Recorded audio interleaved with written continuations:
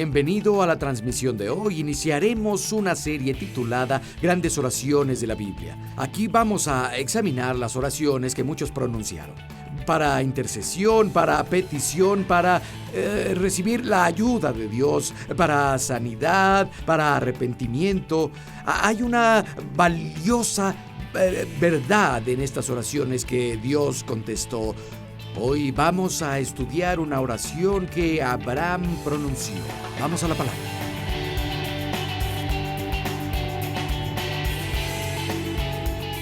Hay muchas referencias a la oración en las Escrituras y hay abundancia de enseñanza sobre la oración, pero vamos a ver las oraciones en sí mismas. De hecho, algunas de las grandes oraciones, lo que yo considero grandes oraciones de la Biblia, van a ser nuestro tema. En algunos casos vamos a ver brevemente a quienes las hicieron y veremos diferentes aspectos de esas oraciones. Espero que crezcamos en nuestra vida de oración, en nuestra comunión y en nuestra relación con Dios. Vamos a revisar algunas oraciones que se pronunciaron en un tiempo de abundancia y prosperidad, algunas oraciones pronunciadas en tiempos de crisis y dilema, y descubrirás que algunas personas que pronunciaron las oraciones más grandes y de más influencia en la Biblia son relativamente desconocidos. No tienen notoriedad con las personas, y lo mismo es verdad hoy. Algunas de las mejores oraciones pronunciadas en el planeta, algunas oraciones de influencia que sacuden la nación, las hacen en el planeta personas de quien nadie ha escuchado hablar nunca. Nadie sabe de ellos, pero Dios los conoce. Son conocidos por los ángeles, son conocidos por Dios, y te garantizo que conocen el infierno también. Y vamos a ver las oraciones por seguridad, por liberación, por sanidad, por intercesión y mucho, mucho más. Y como dije, espero que cuando terminemos hayamos avanzado en nuestra jornada con el Señor. Quiero que abran sus Biblias, por favor, en Génesis capítulo 18, para ver nuestra primera oración. Génesis capítulo 18. Y vamos a comenzar en el verso 17. Génesis 18, verso 17. El Señor dijo: le ocultaré a Abraham lo que haré, ya que Abraham se convertirá en una nación grande y poderosa, y en él serán bendecidas todas las naciones de la tierra.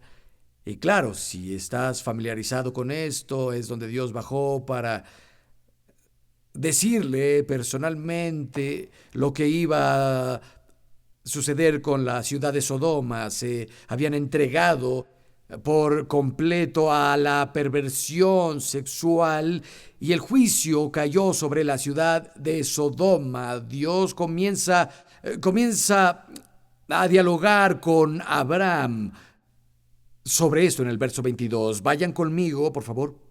Los hombres eran ángeles que representaban a Dios. Se fueron de ahí hacia Sodoma, pero Abraham se quedó de pie frente al Señor. Después se acercó al Señor y le dijo: ¿exterminarías al justo junto al malvado? Quizás haya 50 justos en la ciudad. ¿Exterminarías a todos y no los perdonarías por amor a los 50 justos que hay ahí? Lejos de ti el hacer tal cosa, matar al justo con el malvado, y que ambos sean tratados igualmente. Jamás hagas tal cosa. ¿El juez de la tierra no hará justicia? El Señor le dijo: si encuentro en Sodoma 50 justos que vivan ahí, perdonaré a toda la ciudad solo por ellos. Abraham le dijo: reconozco que yo soy polvo y ceniza y he sido muy atrevido a dirigirme a mi Señor, pero tal vez falten 5 para completar los 50. ¿Destruirías a toda la ciudad si faltan esos 5? Dijo: si encuentro 45, no la destruiré. Pero Abraham insistió: tal vez encuentren solo 40. Dios dijo: por esos 40 justos no la destruiré. Abraham dijo: no se enoje, mi señor, pero permítame, tal vez solo se encuentren 30 ahí. Dios dijo: yo no lo haré si encuentro ahí a esos 30. Dijo: sé que he sido muy atrevido en hablarle así a mi señor, tal vez solo 20 se encuentren ahí. No la destruiré solo por 20. Volvió a decir: no se enoje, mi señor, pero permítame hablar una vez más, tal vez se encuentren solo 10. Aún por esos 10 no la destruiré. El Señor se fue de ahí cuando terminó de hablar con Abraham y Abraham regresó a su tienda. Lo que tenemos aquí es una oración clásica de intercesión. Es una oración por la ciudad que se entregó a la perversión sexual. Y quiero que tomen nota de la reacción de Abraham a esa revelación de lo que iba a pasar con la ciudad de Sodoma. Su reacción fue de oración. Y cuando Dios te muestra algo, lo hace para que ores. Hay personas que me dicen, Dios me dio este sueño y me asustó. No te dio ese sueño porque tenga que pasar, te dio ese sueño para que ores, para que reviertas lo que sea que Dios te esté mostrando. Ora al respecto. Y creo que es importante notar que la oración de Abraham no es un monólogo, es un diálogo. Él habló y luego escuchó. No solo habló. Y así oran algunas personas. Lo hacen como leyendo una lista de Navidad a Santa Claus celestial y no se molestan en escuchar. Incluso en la intercesión hay veces que debemos escuchar intencionalmente lo que Dios tiene que decir respecto a las cosas que le pedimos que nos conceda. Y quiero que tomen nota en el verso 23. Abraham se acercó y dijo, ¿también destruirías al justo con el malvado? Y en la última parte del verso 25, dice, el juez de toda la tierra no debe hacer lo correcto. Fue muy astuto de su parte hablarle a Dios así, ¿destruirás al justo junto con el malvado? Jamás hagas tal cosa. El juez de toda la tierra no la juzgará bien. Abraham, eres muy astuto en eso, amigo. Son grandes palabras para decirlas frente al Todopoderoso. Pero si lees en Génesis capítulo 15 al 17, descubrirás que Abraham tiene una relación de pacto con Dios, tiene un acceso muy especial e íntimo con Dios, que fue ratificado por la sangre de los sacrificios animales.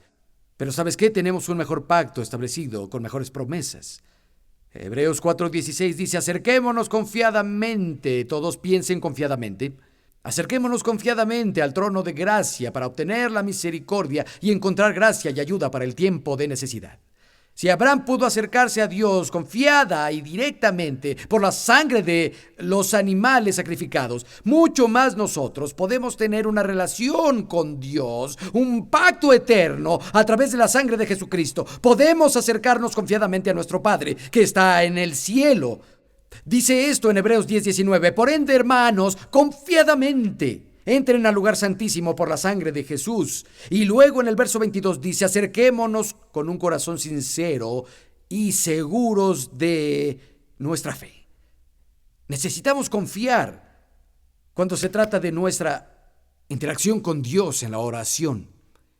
Y, ¿saben? Es interesante notar que Abraham sabía algo sobre el carácter de Dios que lo ayuda mucho en la oración. Abraham sabía que Dios no juzga a los justos con los malvados. Y sé que hay algunos en esta iglesia que necesitan convencerse de eso, porque no están seguros de si el juez de toda la tierra hace lo correcto o no. Y si lo estás pensando, podrías decírselo a Dios, porque Él lo sabe. ¿Recuerdas cuando Lázaro murió? María y Marta enviaron un mensaje urgente cuando él aún estaba enfermo. Señor, ven, al que amas está enfermo. En griego significa está enfermo y empeora. Es un tiempo progresivo. Esto es en serio. Jesús, ven de inmediato. Jesús se queda 4 días donde estaba. Y cuando llega, Lázaro está muerto. Las hermanas no entienden. Sabían que Jesús lo amaba. Era del club de solteros del Nuevo Testamento, por Dios. Jesús, María, Marta y Lázaro pasaban tiempo juntos. Él se quedaba en su casa y él no apareció. Marta, cuando él llega, cae a sus pies y María hace lo mismo. Señor, si hubieras llegado, mi hermano no habría muerto. Se escucha el dolor en su corazón en esas palabras. Señor, no entiendo, te mandamos traer. ¿Por qué no viniste? Y el hecho de que no entendiera por qué Jesús no se presentó no evitó que se postrara a sus pies. Y a veces cuando no entiendes y parece que Dios te falló, debes ir a Él. Los sentimientos de Dios no sufrirán si dice Dios, ¿por qué esto no es justo? Y Dios, el Señor Jesús, le dio una respuesta a Marta y María que satisfizo sus corazones y tiene una respuesta que satisfará tu corazón también. Pero, en fin, Abraham sabía algo sobre el carácter de Dios y hay una mezcla extraña pero dulce de confianza y humildad. En Abraham es confiado, acabarás con los justos y malvados, el juez de la tierra haría eso, pero nota cómo habla en el verso 27. Abraham respondió, de hecho soy polvo y cenizas para atreverme a hablar con el Señor. Verás, ser confiado con Dios no significa que seas arrogante o displicente. Debemos darnos cuenta de nuestra pequeñez comparada con la omnipotencia de Dios. El hecho es que no puedes ordenarle nada a Dios. Como Bob Dylan bien lo señaló, no es un mensajero que satisface cada uno de tus deseos. Incluso si estás orando, es por la voluntad de Dios. Puedes arruinar tu propia oración si tienes la actitud errónea. Mis hijos, mientras crecían, ahora son adultos, ya son autosuficientes, pero cuando crecían, no tenían escrúpulos para hacerme saber sus peticiones. Venían a verme como si fueran los jefes y me pedían la luna, básicamente. Pero incluso cuando tenían confianza, nunca olvidaron que yo era el padre, que yo era el patrón, y mantenían el respeto, y si no mostraban el debido respeto, si actuaban presuntuosos o eran mandones conmigo o mandones con su madre, e incluso si lo que pidieran yo ya hubiera planeado dárselos desde antes, su petición era rechazada. Porque si les cumplíamos una petición cuando la hacían con una actitud arrogante, les habríamos reforzado esa actitud y arruinarían sus vidas. Les enseñamos a respetar a las autoridades. Nunca les permitimos actitudes así, las revisábamos y las corregíamos. Y algunos padres dejan que sus hijos les ordenen, les hablen mal, los manipulen. Y los niños hablan como si fueran iguales o incluso superiores y les dan lo que quieren. Escuchen, están arruinando su respeto por la autoridad. Y el Padre Celestial es un Padre sabio, y aunque quiere que vayamos a Él confiados, debes agregar humildad y recordar que somos polvo y cenizas. Reconocer que somos pequeños comparados a su enormidad. ¿Me entienden esta noche, iglesia? Otra cosa importante es que Abraham presionó para tener todo lo que podía. ¿Lo notaste? Dios, si hay 50. ¿Lo harías por 50? Está bien. ¿Qué tal por 45? ¿Qué tal por 40? ¿Qué tal por 30? ¿Qué tal 20? Dios, no te molestes, pero ¿qué tal si hubiera 10 y siguió bajando la cifra y bajando y bajando? Imagino que Dios estaba sonriendo ante eso. Pero muchos de los hijos de Dios se conforman con menos de lo que podrían tener. Si Abraham hubiera quedado en 50, Dios lo habría dejado así. Si hubiera parado a los 40, Dios lo habría dejado con eso. Si hubiera parado a los 30, Dios lo habría dejado con eso. Estoy convencido de que como hombres de Dios no hemos presionado ni le creemos a Dios una fracción de lo que Él desea que tengamos. Jesús dijo, de acuerdo a su fe, les será hecho. Necesitamos más de su presencia, más de su poder, más de su protección, más de su provisión. Todos piensen más.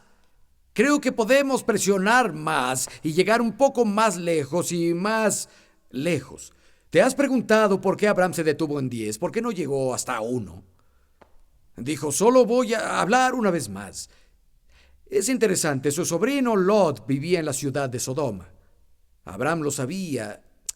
Y si cuentas a la familia de Lot, son Lot, su esposa, sus hijas vírgenes, sus hijas casadas y sus esposos. ¿Sabes cuántos son todos? 10. Abraham estaba seguro de que Lot al menos habría alcanzado a toda su familia, les habría enseñado el camino del Señor. Pero Lot había fallado en hacer eso. Si hubiera alcanzado a su familia, la ciudad hubiera sido salvada. Y hay una ilustración real para nosotros ahí. Una de las claves para alcanzar nuestras ciudades y que Dios las rescate es que cada uno alcance a su familia. Si hay predicadores en la casa, les hablaré a ellos un minuto.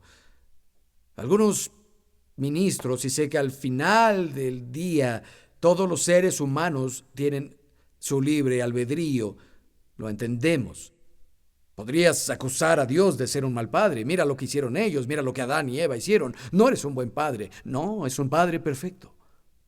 Es una guía perfecta. Es perfecto en todos los sentidos. Eso demuestra lo fuerte que es la voluntad humana. Se rebelaron contra Dios y fueron separados. Yo entiendo eso, pero conozco a muchas personas en el ministerio y debo decir esto, tienen tiempo para todos los demás, pero no para los que son más cercanos. Es como un rociador. ¿Has notado que si hay un rociador, todo el pasto alrededor está seco porque lanza agua a todos lados, pero no cae agua en el césped que está alrededor? Y eso puede pasar en nuestras vidas también. Salomón dijo, me volvieron el cuidador de los viñedos, pero no cuidé mi propio viñedo. No es tiempo perdido el que usas en tu familia, en tu matrimonio, en las vidas de tus propios hijos. De hecho, es mucho más logro si pones primero lo primero y cuidas a tu familia para alcanzar una ciudad, más de lo que imaginas. Es algo importante. Tal vez por eso Abraham se detuvo en 10. Ahora, es importante darse cuenta que cuando pasó tiempo intercediendo a favor de Sodoma, no le convenía a Abraham. Y tal vez no era, naturalmente hablando, algo que estaba dispuesto a hacer. Naturalmente hablando, no era algo que lo atrajera y de nuevo no habría sido conveniente para él. Pudo decir, oye, no es mi problema. A veces decimos, oye, ¿qué sucede con el país? No es mi problema. ¿Qué sucede con las escuelas? No es mi problema. ¿Qué sucede con el vecindario? No es mi problema. ¿Qué sucede en la iglesia? Ese no es mi problema. Abraham pudo fácilmente haber tomado esa actitud o tomar la postura de decir, me preguntaba cuándo Dios iba a juzgar a los pervertidos. Oí todo lo que están haciendo en Sodoma y sabía que esto pasaría. Se pasaron, en mi opinión. Pero Abraham no tomó esa postura en absoluto, se puso en la brecha a su favor para que fueran salvados. Aunque se trataba de su sobrino Lot, ¿saben que Lot había sido un dolor de muelas para Abraham? No había sido una bendición para su tío. No pierdan este espacio en sus Biblias y vayan conmigo un momento a Génesis capítulo 13. Lot siempre estaba cerca de Abraham cuando dejó Ur de los Caldeos. En el verso 7 del Génesis 13 dice, hubo peleas entre los pastores de los rebaños de Abraham y los que cuidaban los ganados de Lot. Los cananeos y los fereceos habitaban ahí. Así que Abraham le dijo a Lot, no debe haber pleitos entre nosotros, ni entre mis pastores y los tuyos, porque somos parientes, y no solo eran los pastores. Le dijo a Lot, no queremos que peleen ellos, pero no queremos discusiones entre tú y yo. No necesitamos más pleitos. Somos hermanos. Verso 9. Tienes toda la tierra a tu disposición, por favor, aléjate de mí.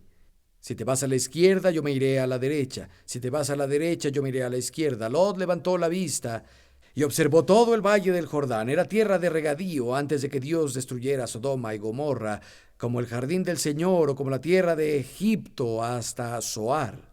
Lot escogió para sí todo el valle del Jordán y partió hacia el oriente. Fue así como se separaron. ¿Sabes? Abraham era el mayor, Lot era el sobrino. Especialmente en esa cultura, Lot debió haber cedido primero. Pero vemos a Abraham, que en ese tiempo se llamaba Abraham, diciendo: Lot, por favor. Hay peleas todo el tiempo entre las personas que trabajan para ti, las personas que trabajan para mí. También ha pasado entre tú y yo. No podemos vivir así. Y dejaré que tú escojas. Tú, en verdad, Abraham tendría que haber escogido primero. Pero Lot aprovecha y dice: está bien. Y parece que elige la mejor tierra para el ganado, con muchos bienes raíces para sí, y le da a su tío las sobras. Lo acepta. Él había creado luchas y ahora Abraham tiene que ir hacia otra parte a vivir con lo que no quiso su sobrino Lot. Y Abraham pudo pensar con Lot en la ciudad de Sodoma, el juicio que se venía. Se lo merece. Lo que se siembra, se cosecha. Lástima, qué triste para ti, amiguito. Lo que se da, se recibe. Y has estado sembrando, es hora de que coseches, Lot. Sabía que esto iba a pasar el día que elegiste la mejor tierra y me echaste las obras. Pequeño peleonero. No, Abraham obviamente lo perdonó y oró por él, al igual que por todos los habitantes de la ciudad de Sodoma. El rey David en el Salmo 35 habla sobre los que se vuelven sus enemigos y dice: han pagado mal por bien. Pero luego dice esto: aunque me pagaron mal con el bien cuando enfermaron, ayuné y oré por ellos. Alguien aquí hoy en verdad necesita escuchar esta parte del mensaje. Tengo un amigo que fue traicionado, herido profundamente por un individuo que era muy cercano a él, y ese individuo le causó una cantidad inmensa de problemas y sufrimiento con las cosas que hizo. Cuando el traidor se enfermó, terminó en el hospital. ¿Y saben quién fue de las primeras personas que llegó al hospital para orar por él, para que sanara? Fue mi amigo. Y eso habla sobre su carácter. Piensen en Job, en quienes lo consolaron. Sus amigos se opusieron totalmente y comenzaron a acusarlo. Lo acusaron de robar a los huérfanos y de robar a las viudas y enviarlos con las manos vacías. Y ahí estaba el pobre Job. Sus 10 hijos murieron en un accidente y allí estaban los 10 ataúdes. Le robaron su riqueza, estaba enfermo, sentado en los escombros, rascándose las llagas de sus brazos. La Biblia dice que su piel se ennegreció y aguzanó. Estaba irreconocible, lo perdió todo. Sus hijos estaban muertos. Su esposa decía: maldice a Dios si mueres, supéralo. Y llegaron sus maravillosos amigos y esto le dicen: Job, eres un mentiroso, mereces el doble de mal que esto. Ese es el consuelo que le dieron. Y lees el final de la historia, que Dios entra en escena y corrige a estos chicos y dice: me acusaron de haberle hecho esto a Job, yo no lo hice, se equivocaron. No voy a recibir sus oraciones, Job necesita orar por ustedes. Y Dios le pidió a Job que orara por sus acusadores. Job oró por ellos y leemos en el siguiente verso: cuando Job oró por sus amigos, Dios comenzó a restaurarle todo lo que había perdido. Algunos de los que han sido tus acusadores y te han causado la mayor cantidad de dolor y mayor cantidad de problemas y tal vez te traicionaron, ora por ellos. Necesitas interceder por ellos. Ora a Dios en favor de los que no te agradan. Y con quien no concuerdas, traerá la influencia del Espíritu de Dios sobre ellos y habrá bendición ahí para ti. Iglesia, todos digan amén. Saben, hoy Dios está buscando, incluso ahora sus ojos están recorriendo la iglesia, el cuerpo de Cristo. Y está buscando intercesores. Está buscando personas que se pongan en la brecha y oren. Isaías 59:16 dice esto del Señor: le ha asombrado ver que no hay nadie que interceda. En Ezequiel 22:30 el Señor dice: he buscado entre ellos a alguien que se interponga en la brecha entre mi pueblo y yo a favor de la tierra para que no la destruya, pero no lo encontré. Y Jesús mismo nos enseñó la importancia de la intercesión y cómo podemos salvar a una persona y asegurarla y darle más oportunidades de que se arrepienta y sea salvada.